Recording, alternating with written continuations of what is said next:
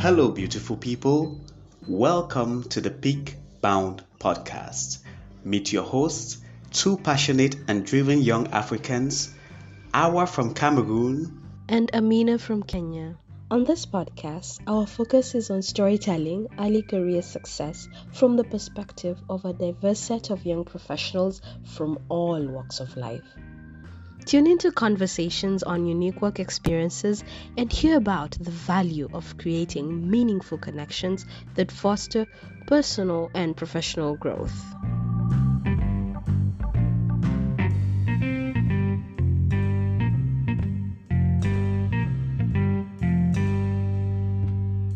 Get ready for a journey that will ignite your curiosity, motivate and empower you to create impact in your life and community.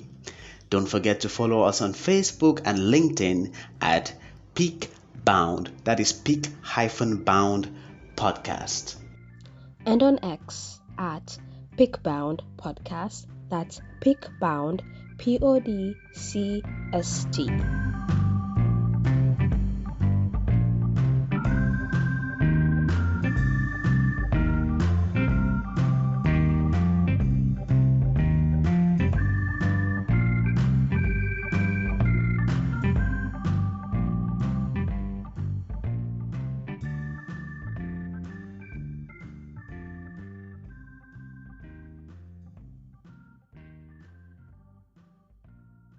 In this episode, we have the pleasure of welcoming Joseph Lambe, a YES alumni from Cameroon who wears many hats.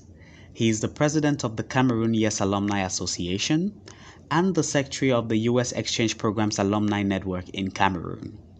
Joseph's remarkable global citizen journey began when he spent a year abroad as an exchange student in Eden, New York, an experience that ignited his leadership skills and passion for creating positive change in his home community.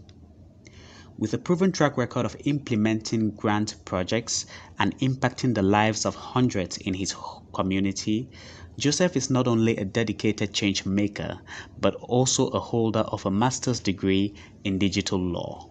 Joseph, welcome on the Peak Bound podcast. Thank you, Kenneth, and thank you, Amina, for inviting me to this podcast. So let's dive into your exchange experience, Joseph. How was your experience in Eden High School different from the conventional high school experience back home in Cameroon? Well, yeah, to start with, the experience was really great, though it was very much different. And I will start by, first of all, the race. Like when I went there, I was surprised to see everybody white.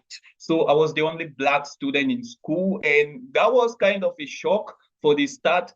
But I was really lucky that a lot of people were very much open to me because I was one of the only African they have ever met. So they had a lot of questions for me, and the people there were very welcoming, even the teachers. So one other difference is at the level of, well, the curriculum there. I was amazed that you could actually specify a particular domain of your choice. And equally, you had a lot of fun activities in school. School was not only about like going to school, getting good grades and all those stuff. So you had expectations to equally be good at a particular sports. So there were a lot of sporting activities, a lot of fun things. And before I went to the US, my class was like 70 to 75 students. But when I went there, the class was like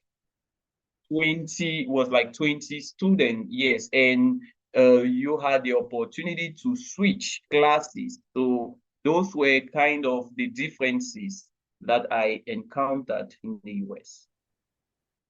Thank you for that answer, Joseph.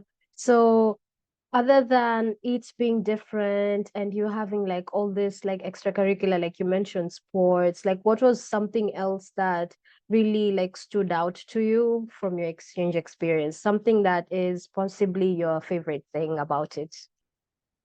All right. So one of my favorite things about the exchange experience, well, though there are a lot, but I will only share a few. The first thing I would say was the family vibe. that I got there. It was really amazing because I was hosted in quite a huge family. And I equally had a double placement from Egypt. So the house was always crowded and it had a lot of good vibes going on, a lot of fun activities going on with my host siblings. And then even with the host parents, we had a lot of traveling opportunities too. Yeah, that was the second thing I really liked a lot there was traveling with my host family. We visited a lot of states, about 5 in total. Yeah, doing the exchange experience. So it was really great. And the third thing, yeah, I cannot talk about I cannot talk about my host family without talking about food. Because my mom, she was really good at it, and I had because of her, I had no, how can I say, no difficulty adapting to food in the US because I was actually having that in mind that it was going to be challenging with food, but the host mom, she did a really great job at it, so it was good. Yeah. What's your favorite meal from your host mom? Like, what's something that you miss the most? Um, Actually, I miss a lot of things, but one thing I really enjoyed while there was buffalo wings. Because Mm. yes, Eden is like a small town beside Buffalo. So you could imagine the quantity of buffalo wings. Of buffalo wings I was eating there. And yeah, so and I equally like the steaks that my host mom usually made, yes, with also the meatballs and spaghetti and yeah, the mashed potatoes. So those are the kind of things that I don't have the opportunity to get it here in Cameroon, and I miss it. Were you able to make any Cameroonian meals for your host family? Unfortunately not. Nah.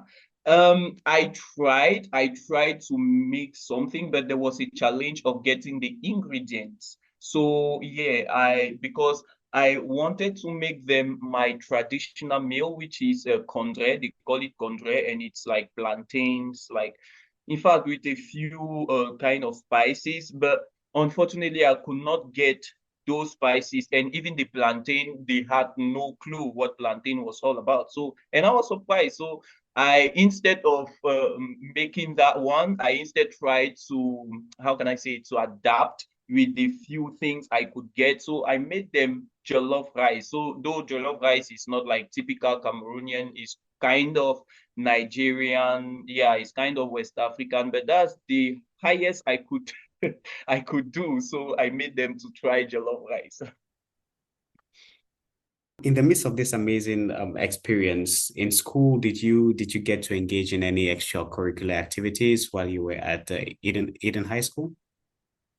Well, yeah, as far as extracurricular activities are concerned, in my high school, I did a lot. The first thing I did when I arrived Eden community was to join the soccer team because the soccer season had already started. So I joined right away, and it was also an amazing experience there.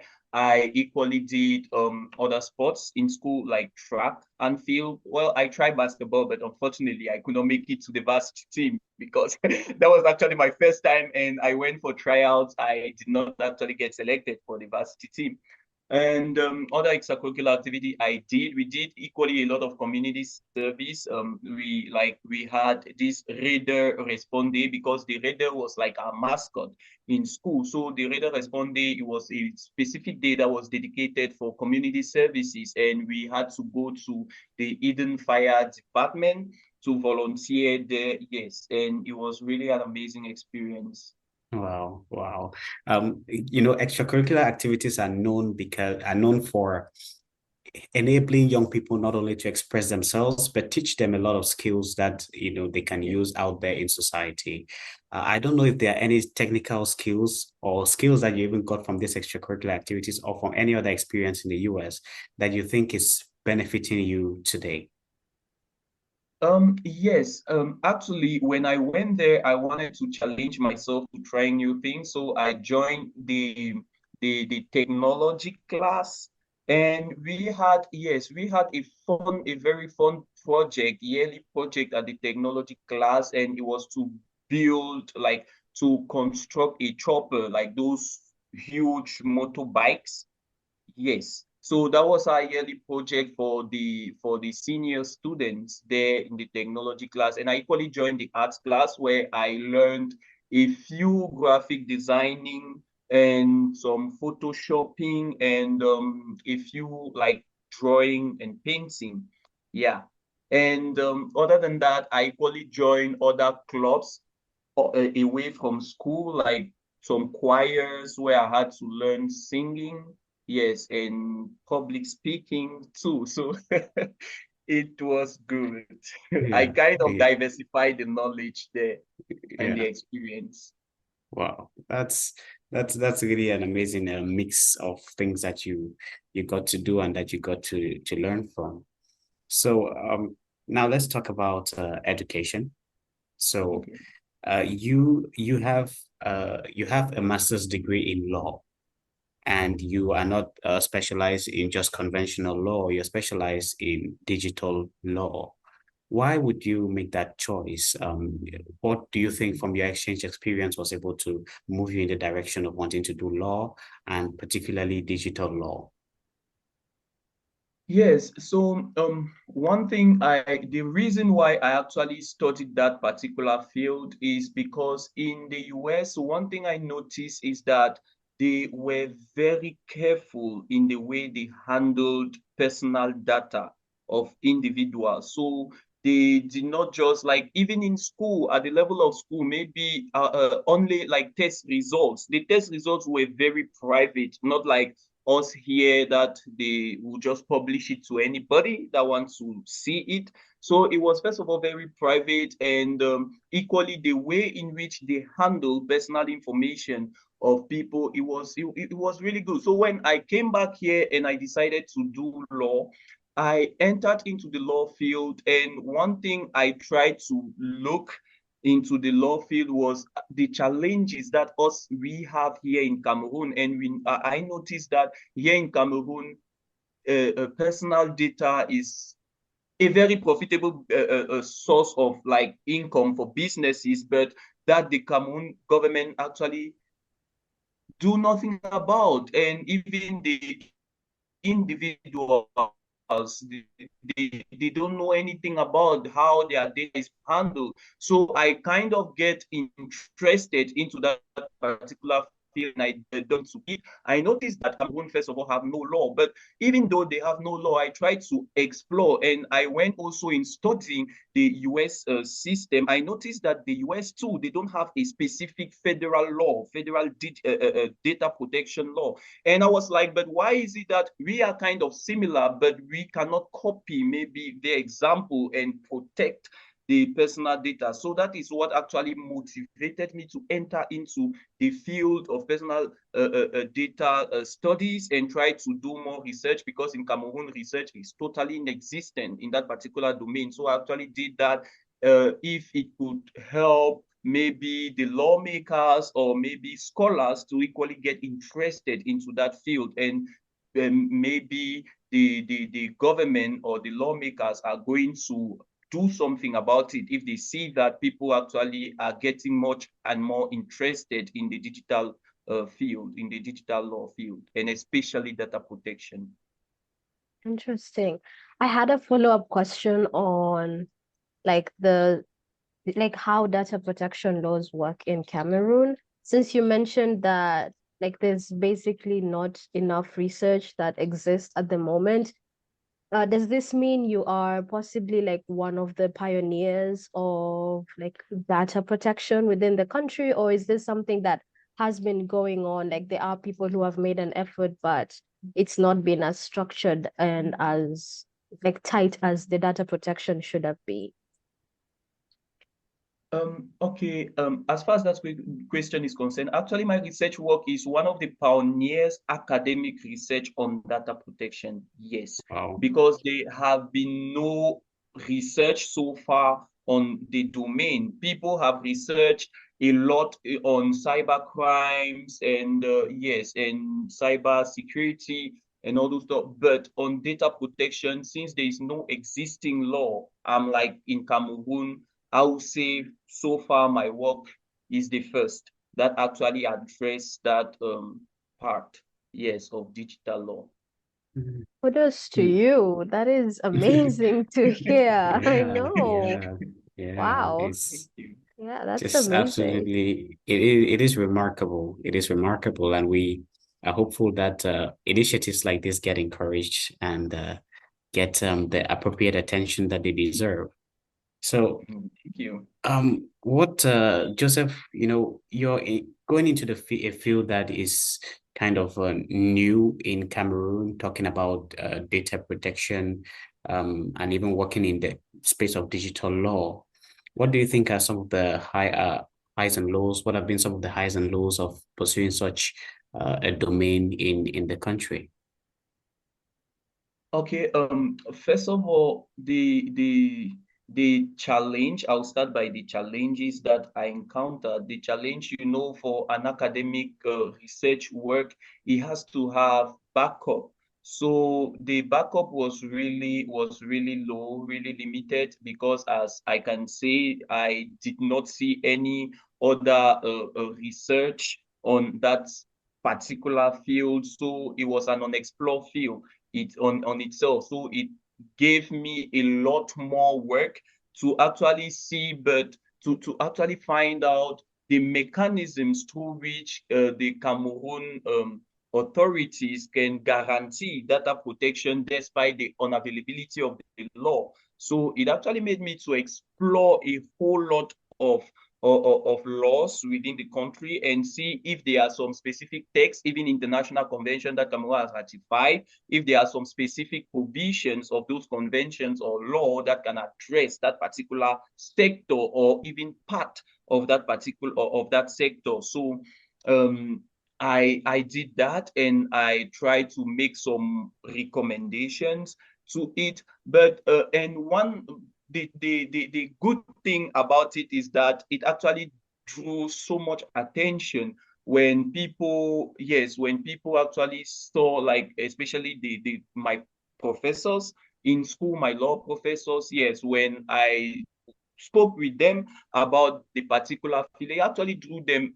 In fact, it actually drew a lot of attention, and many of them were actually willing to help me in that particular initiative the best way they could.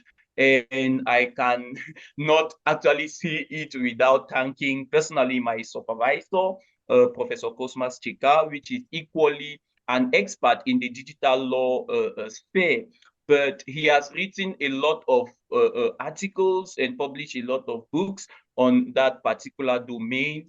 And he was very much interested in the domain where I was actually going, because he has explored other domains, but not data protection. So it was a really fun experience working together. Yes, in coming out with that particular research. So, and at the end, it was one of the best research that was, yes, one of the best dissertation that was defended this year, because I got the highest I got the highest mark, actually, yes. And all my professors and my jury members, they were very much amazed of the work. And yes, and the most of them actually said, in fact, they promised to push forward further the research on that particular domain. Wow, congratulations, Joe. Thank you. Thank you. That is quite an achievement for someone so young. Thank you Mm. for sharing that with us. Let's go into like a little bit into the kind of work that you do. I know that you like your bachelor's was in law, and then your master's, you decided to like specialize and make it like related to like digital law, and you mentioned data protection, you know. Yeah. And data, as you said, I feel like even in Kenya, like data, people sell data and they make like really good money out of it.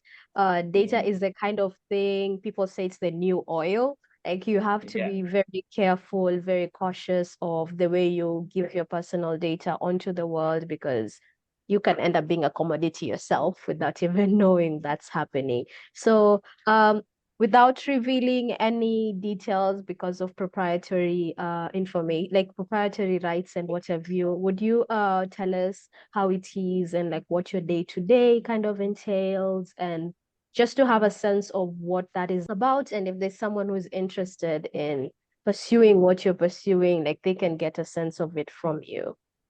Yeah, actually, like any other law field or law specialty, it's kind of fun and at the same time challenging. Challenging, first of all, at the level of the limited resources that I actually have at my disposal because I am the one that self-sponsor my education and not being very much financially stable. So it's kind of challenging, first of all, at that moment. But I can actually go further and try to meet people that can get me information. For example, the Ministry of Post and Telecommunications here in Cameroon, that's actually a great resource that sometimes I go there and I have to interact with certain people and they equally help me out in the research because when I was interacting with them, they said, oh, guess what? Cameroon is right now trying to how can I say, trying to address that particular sector. So the lawmakers, yes, they are making a series of meetings and a series of working sessions to actually see the best way to address that part of data protection. So what I can actually advise to people that want to pursue, whether it's this particular tech field or any other as a law scholar, is to be very open, to be very open. You know, law is first of all something cross-cutting. Yes, I study data protection and I want to specialize in it. But when you come to think about it, a lot of it has to do equally with human rights. So it has to do with human rights, it has to do with business law, it has to do with a whole lot. So I kind of diversify my knowledge about it, and especially in technology, like trying to know the various advancements in technology and see like the best way, because that's a challenge, one of the major challenge that law actually has, to keep up with the evolution and with the innovation of technology. So it's always to be alert and to try to how can I say, diversify your knowledge and meet people, get their impression, and yes, and equally make recommendations at your level, yes, to see if it can solve one problem or two. Thank you for your very concise answer. I feel like that even dives into the aspect of, when someone is starting out in their career, they have to be patient and they have to talk to people and give out, like always learn how to speak, because that is going to help your name like spread out there and people know the kind of work that you're doing. So we want to jump into Yeah. the fun part of the interview. You are a YES alumni and you have been involved within your country, Cameroon. So there's a grand project that you did, which is pro women, which I really, really love and appreciate. So would you want to like share with us what your project was about, and you know just take us through like what the like how you came about the needs for this particular project and how you ended up implementing it within the community.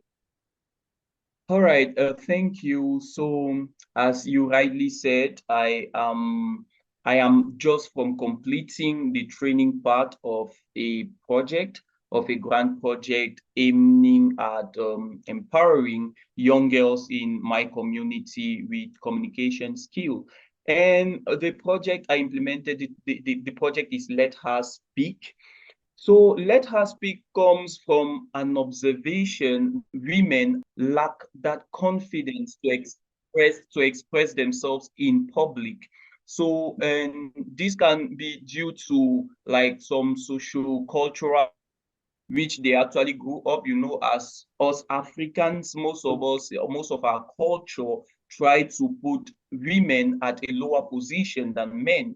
And in some cultures, it's even extreme to a certain level where a woman cannot actually talk in the midst of men. So when you come, like when I observe that particular thing happening and a lot of injustice that women have been going through, a lot of violence that they have been going through, and also on another side, I am an internally displaced Cameroonian. Actually, I was studying in the northwest region of Cameroon, and if you've been keeping up with news, you know that since 2016 there have been a really bad crisis going on, and that actually forced about more than 700,000 people to displace to other cities of the country. And what I've noticed about the IDPs is that most of them, especially the girls, when they flee to other cities, what they try to do, they try to look for shelter and food or basic necessities.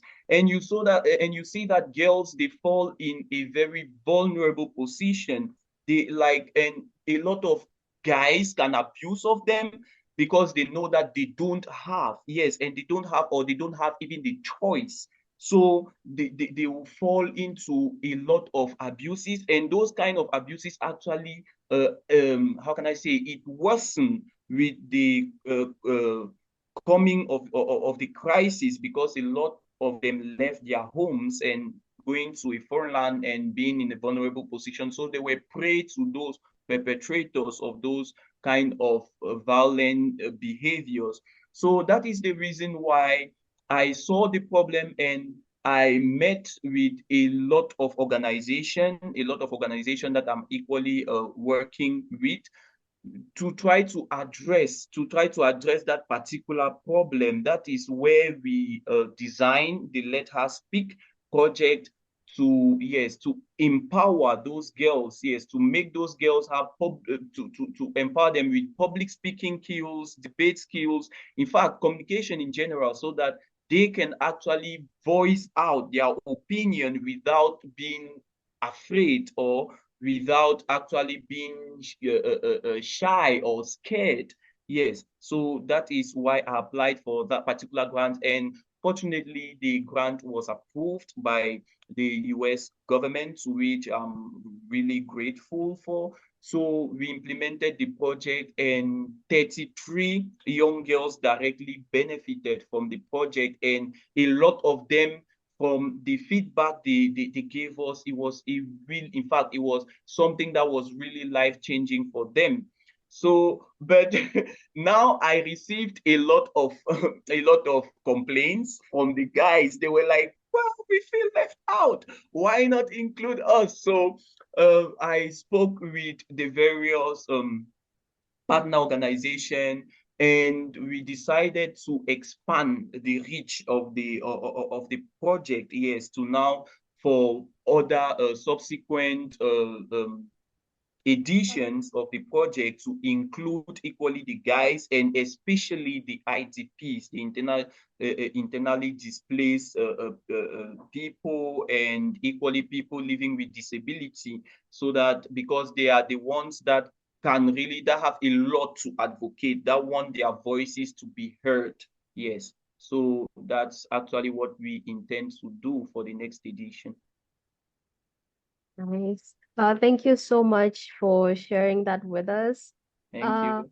you mentioned that men like need to also be engaged in the conversations around, like gender, and like, because this is a crisis that is happening in Cameroon, and Yeah. there's some phenomena that I read about that calls it like the Sahel belt region, where there's a lot of coups that are happening, and this kind of women get lost in the midst of all of this violence. And thank you for being someone who has taken the time to seek the opportunities that you have access to and bring something back to your home community and really help the young women who are in there, and hopefully in the coming future also involve the men and make it a bigger conversation around like safety and security for the community at large. So you did mention communication and how, because of the concept of like internally displaced people and someone moving into a new country, like into a new region and leaving everything behind. In other spaces, where do you think like why like communication is like really important, especially maybe in like professional spaces? Like maybe you could share with us why that would be like a really great skill to have and why people should really pursue learning communication skills in general. Well, I can say because everything is communication. Everything in life is communication. Life in itself is communication. Like the fact that we are able to share this experience is thanks to that particular, yes, that particular skill set. So I believe that communication is the one of the most important, or if not to say the most important skill to have, and that a lot of people actually find very difficult. Like, to be honest, and even Kenneth can agree with me that more than 90% of people are afraid to communicate or to express themselves, especially in public, in the midst of other people. Meanwhile, it is important if, as a student, for example, let me get into the academic life. As a student, you can't actually go anywhere. You can't actually do anything without communication. For example, if I was not able to talk, to communicate, I could not get my master's degree. I could not actually defend my dissertation to have maybe my degree, the degree I was aiming for. And even in professional, you can't actually sell something without communicating. And you know that in life it's all about selling a particular good or a particular service, and the key to selling anything is communicating about that thing, to let people know that this is the particular good that you can offer or the service that you can offer. So you see that in life everything just turn about communication. Wow, that's a brilliant response, Joseph. Thank you very much. In implementing this project, you are really responding to a very big issue that is caused with the mass migration of people due to the crisis that has been in that part of the country for the number of years we know it has been. Now, tell us, it's not a small problem that you were solving, and it's not a small project that you were organizing. What are some of the challenges that you ran into while you were organizing this project? Okay, so the first, since the project was first of all designed, it was designed for young girls, 15 to 25 years old. The challenges, I encountered a lot of challenges, and the first challenge I can say, which is like the how can I say, the in fact, which was the really most difficult challenge to overcome, was the availability of the participants to go through with the training, since the training was 2 weeks, and it was intense, an intense 2 weeks. And it was during holidays. So most of the participants as youth, they like to enjoy their holidays, they like to enjoy their vacation. So a lot of them, they actually applied for it. We received in a time frame of like 1 week or 2 weeks.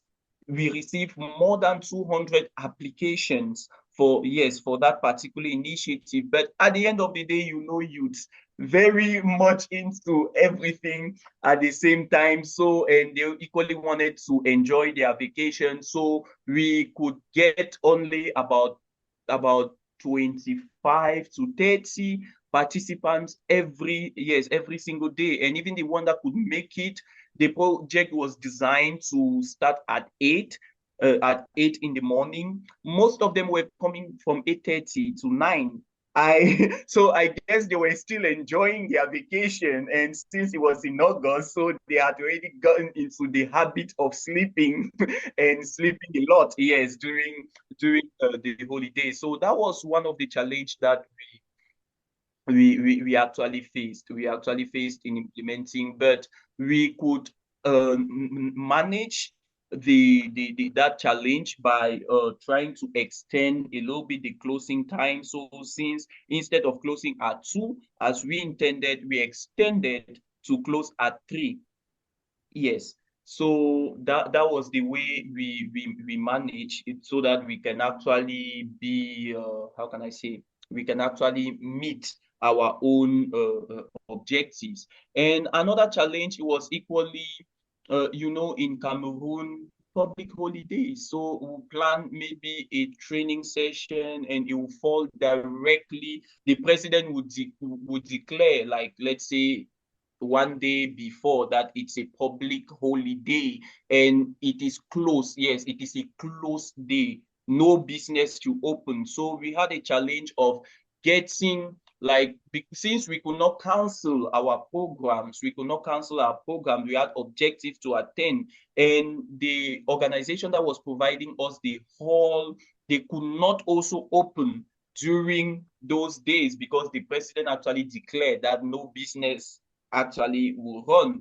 So we had the challenge of looking for other halls or other means to accommodate the participants of those days, which was not an easy task, but thanks to the team, the very dynamic team that I had, and equally the partnership that I could create behind the project, we could easily navigate. We could easily navigate through it. Yeah. Wow, awesome.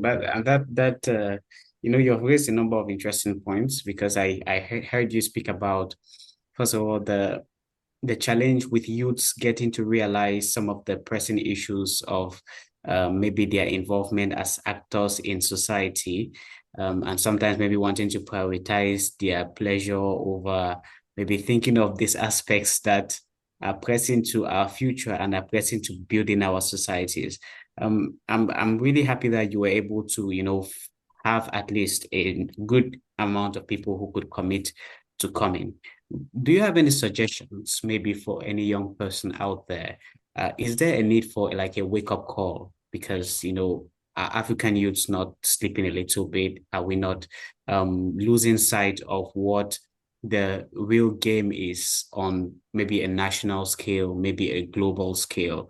Uh, I don't know how I'm going to phrase this question, but I really want you to just get to encouraging or maybe giving a message of encouragement to young people out there to get more involved in things, in projects like this, projects that are about building not only their skills, but are about answering to those societal problems or finding solutions to community problems that we all share. Yeah. Thank you, Kenneth. So, wake-up call I can give to the youth in relation to impacting their community is, first of all, to say that the community, in fact, our community needs us. And that's one of my life passion, like impacting lives around me, impacting my community to the best possible way I can. And youths, I will actually advise them not to always aim maybe for, how can I say, for positions at the level of the government or things like that. Though it is good. It is good if actually we can have a lot of youths out there because they are the government official, they are the policymakers, and what they actually decide they impact us at the down level. So if we can have youths there, good and fine, but they should not only aim for the, how can I say, for the greatest share of yes, or for the biggest stone or for the biggest loaf of bread. They can start little activities in their particular community, even in their neighborhood. They started there and then gradually they are going to gain experience. And also one thing I can say is to start small and then go big, because if you start small, it will put in you the feeling not to easily get discouraged. And one thing that I noticed with youth have very great and magnificent ideas in Cameroon. Yes, they are very smart.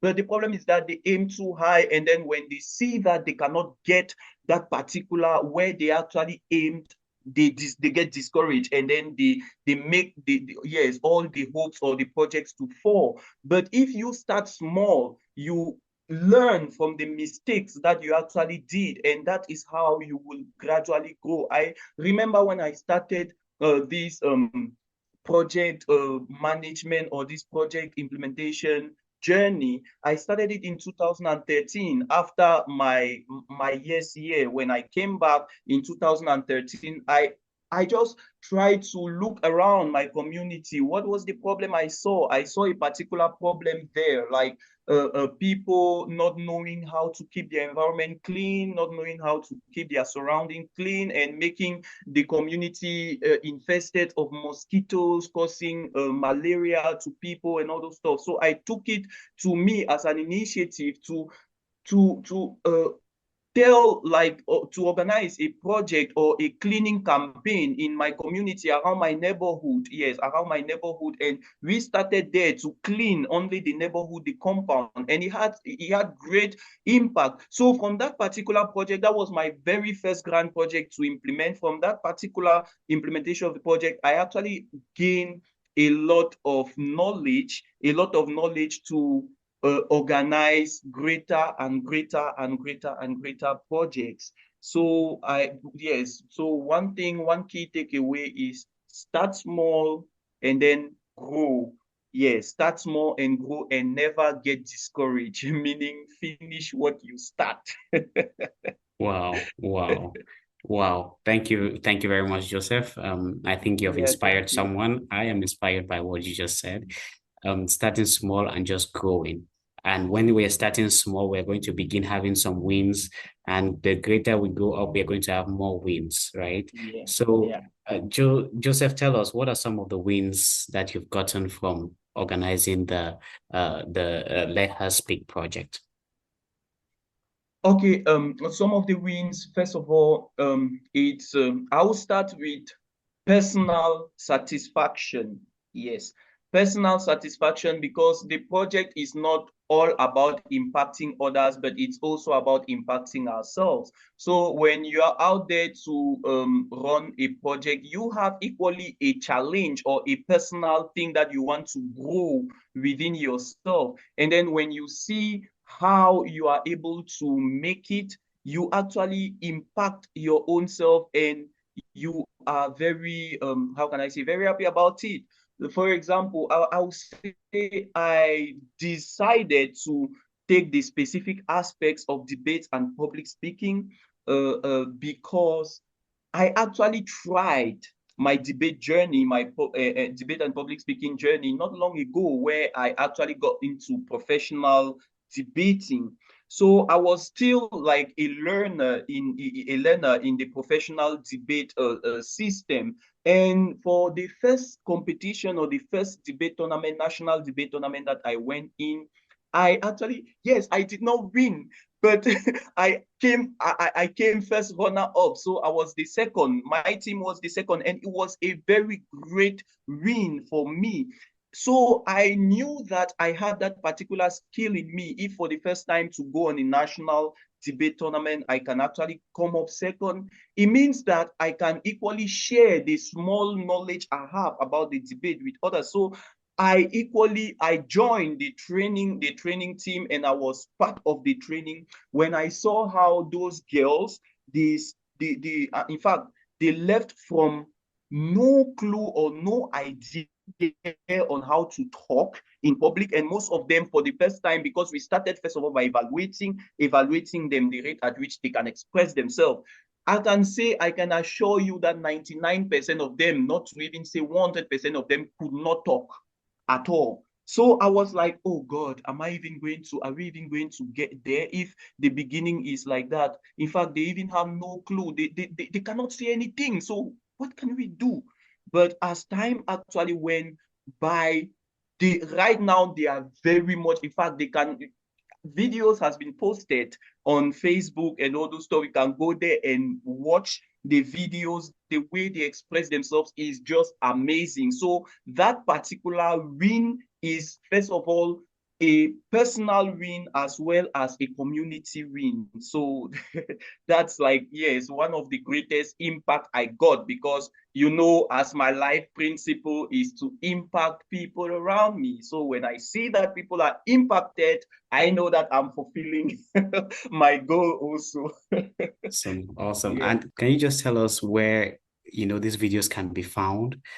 Is there like a page? Are there hashtags that can help our listeners locate these videos to see the products of the project?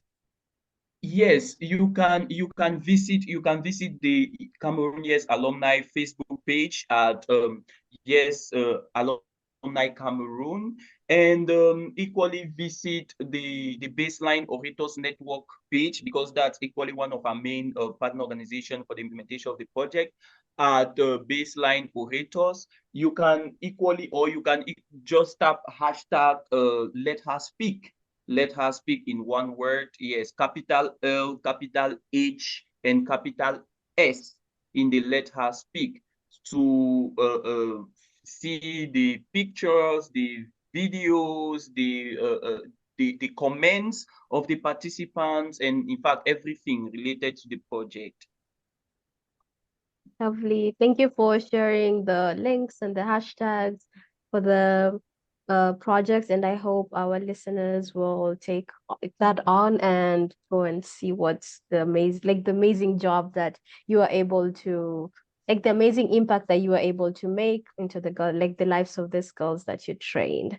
So, uh, Thank you very much. uh, I want to like dive into, like stuff about careers. You mentioned that you are like a pioneer in terms of research, someone who got exposed to like the US education, which is like completely different from what you experienced back home in Cameroon at a very young, informative age, because you went on exchange when you're still in high school. So just for like the listeners who, like just picture being like a teenager going to a different country and like living there for a year, getting exposed to not only your culture, your host family's culture, but also the culture of your host siblings, because you mentioned that you had a host sibling from Egypt.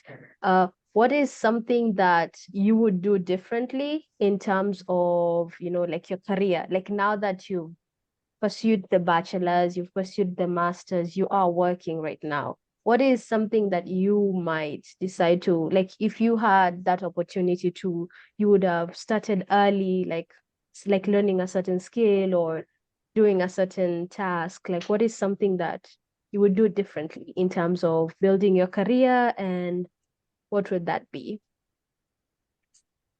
Okay, something that I will do differently in terms of building my career is, I can say, to stop being shy, because yeah, I was a really shy kid. I was a really shy kid back in, let's say, like primary school and high school. I was really shy. I was really reserved. I was very much introvert. So, and the YES program actually shaped me in that particular domain, trying to make me more open, and trying to make me try new things and discover new people, and all those stuff. So I can say that it's been a really great help, and since the program actually impacted me a lot in that, and I actually think that if I started being more exposed to new opportunities like that at a young age, that would have been better. So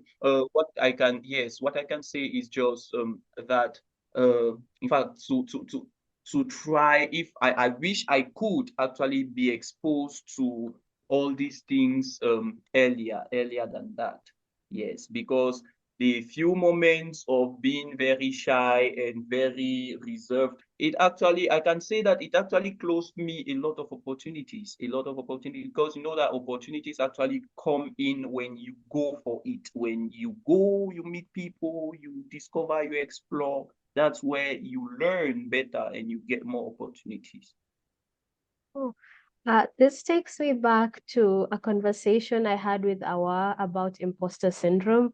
Because I told him, like, with my background in tech, like, I had issues with like always asking for help, and like I'm stuck in something, I have to like figure it out alone. It was just like the whole thing. I thought it was something that I faced as a young woman, like trying to like get that education and trying to like learn about stuff. But then like Awa mentioned that as a man, like he also goes through the whole thing. It's like a normal human experience to have imposter syndrome and to feel like you're not talking enough in spaces, or to feel like you should ask more questions. So thank you very much for mentioning that, for like raising that up. And that is something that is validation that everyone finds life hard. It is not like one gender or one person. So thank you for sharing. Thank you. Yeah, so Joe, now that we're coming towards the end, we would like to know what are some of the words that you live by, some of the thoughts or the ideas that kind of shape your day-to-day life. And also, are there any people you want to, do some shout outs to? Because, I know that even in the Let Her Speak project, you had partners and people who assisted you organize that project. If you want to give them a shout out, you have that opportunity to do so. Okay, thank you, Kenneth. So, one of the thing I actually live by, in fact, not one, but some of the things I actually live by is first of all, as a Christian, I believe that God, the greatest gift that we have from God is life that he has given us free. Yes, so this life that we have and the good health that we have for free is the greatest resource that we can get, and we must actually use it effectively. So I take every second of my life, and I'm grateful for every second of my life, and I take it to actually do the best I can for the people, to equally impact people around me. And we live in a world that is really broken. And I say to myself that I was actually born in a community, in a country, in a world that is broken, so that I can fix it. Because I am the solution to it. So that is how I actually get my energy, because I like this quote. I like this quote that I asked for wealth, or I asked for success, and God gave me challenges to overcome.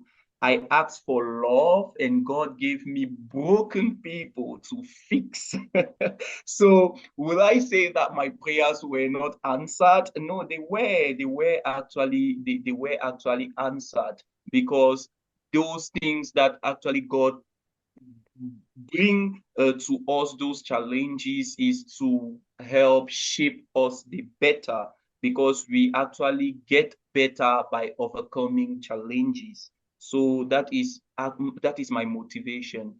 Now, for the shout outs that I can give, Yeah. that I can give, yes, the first shout out that I can give for the Let Her Speak project is to the U.S. Department of State, the Bureau of Education and Cultural Affairs, because they are actually the one that gave the resources, the financial resources, to implement this project. And I would equally like to express gratitude to American councils, and to especially Jenny, who was always there and patient with us, with us to follow, yes, to follow up the implementation. The implementation. I equally would like to thank the YES program office here in Cameroon, because they have been a great help in following up and making sure everything go smoothly. And I will equally like to thank the partners that help us in this journey. And to that, I can name the very first partner, which is the U.S. Embassy in Cameroon, in Yaoundé. And I would equally like to thank the United States Exchange Program Alumni Network, to equally thank the Baseline Orators Network, who were actually the main trainers. So they gave a lot of human resources for the implementation of this grant project. I would like to thank equally the Commonwealth Student Union. I would like to thank immensely Mboa Hub, which is the organization that gave us the hall for the implementation of the project, and they gave us the hall free of charge. Free of charge. So it was, yeah, it was a really great, and they equally promised to follow up the participants, because they are equally, how can I say, one of their main sector of activity is advocacy. So yes, we can use the public speaking and debate skills to advocate the better. So I would like to thank them. And I cannot finish without thanking equally the volunteers of the project, which are non-alumni. And now the last 10 go to my team members, who were awesome and very dynamic team. And Kenneth is one of them. He actually, I disturbed Kenneth a lot, Ah, come on. It even though wasn't. he is not in Cameroon, but he was always following up with the Yeah. project, and yes, always on alert. Whenever we need him, he was always answering present. And I would like to thank equally Eman Betote, who is a YES alumni from Kenneth's batch. Yeah. And yes, he is the one that that handled everything about the graphic designing and media coverage, or social media coverage of the project. He did a great job on that. And lastly, I would like to thank Vinia. I would like to thank Vinia Elizabeth for she was there following up and helping in the organization of the whole activity, and always there present to handle a few errands that could, and few like last minute things that could. So she really helped in polishing everything to make the project a success. So as you can imagine, this project is not only my work. I cannot actually claim the prestige behind it alone. Mm, Yes, it's mm. actually a work of a whole lot of people, and people that I even forgot about, that worked in the background for this project to actually be a great success. So the success is the work of a whole team. I was just fortunate to be, how can I say, to be the leader, because in everything they need to be a main person, like trying to organize the whole thing on it. So I was just fortunate to be the one doing it, but the implementation, it was really thanks to a whole lot of people. Awesome. Awesome. That's wonderful. Thank you very much, Joseph. Joseph, I'm going to tell you this. You are the very first guest on the Peakbound podcast. Even Whoa. the even the pilot episode that we did while we were in Morocco was just Amina and I discussing. So you are the very first person who answered yes and who has come and shared so much knowledge and so much wisdom with us that we believe is going to impact the lives of those who are going to listen to this. And we are immensely grateful for your time, for your availability, for coming on here and really being willing to share all the amazing things that you've been doing, and that we hope that you get to do a lot more. We are excited to see that. If we have the opportunity someday to have you again on the show, we'll be grateful. We'll be grateful for that. Thank you very much, Kenneth, and the pleasure is really mine. And I would really like to thank both of you, Kenneth and Amina, for making this thing possible. Because if actually my story can go out there and help other youths like me, I'll be really grateful for that. And yeah, thank you. Thank you. Thank you for making the time.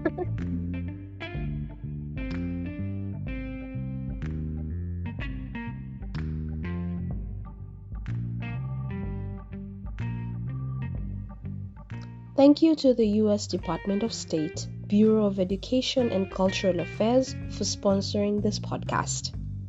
Thank you to the YES program, Amidis, and iEarn for organizing the 2023 YES Voices podcasting workshop. A big shout out to Alison and Truman from Story Center for getting us started on our podcasting journey. Thank you to Blue Dot Sessions for the song Hash Out used in this episode. Our special thanks goes to you, dear listeners, for tuning in. We hope you found value in this episode. Remember to like, share, and subscribe so you don't miss out on future episodes.